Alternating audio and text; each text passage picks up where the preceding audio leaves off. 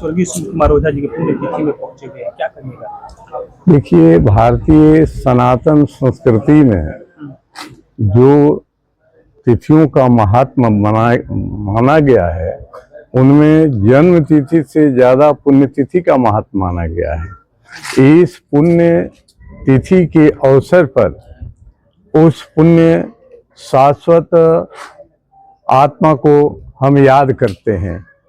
आज की तिथि पावन तिथि है, जो सूर्य कुमार ओझा जी की पुण्यतिथि के नाम से जानी जा रही है।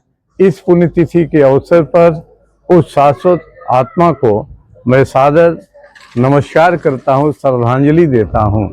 इस जगत में पिता कभी मरता नहीं, पिता की मृत्यु नहीं होती है। पिता का जो पुत्र होता है वो आत्मज माना जाता है, पुत्री आत्मजा मानी जाती है। पुत्र पिता का आत्मा का विस्तार होता है।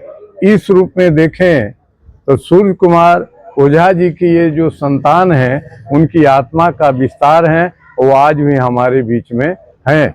सनातन साहित्य में वर्णन आता है, एक पुत्र होता है, एक सुपुत्र होता है, एक कुपुत्र होता है। गरुड़ पुराण में ऐसा संकेत आया है कि पुत्र का मतलब है जो पूर्ण नामक पाप से पिता का तरन तारण कर दे, उसे पुत्र कहा जाता है।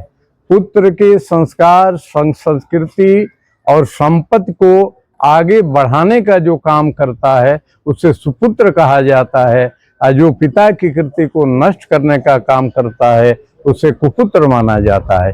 इस माने में नित्यानंद ओझा नित्य अपने पिता की स्मृति को बनाए रखने के लिए नित्य काम कर रहे हैं। ये भारतीय परंपरा, सनातनी संस्कृति संवर्धन की दिशा में एक सुंदर अध्याय लिखने का काम कर रहे हैं।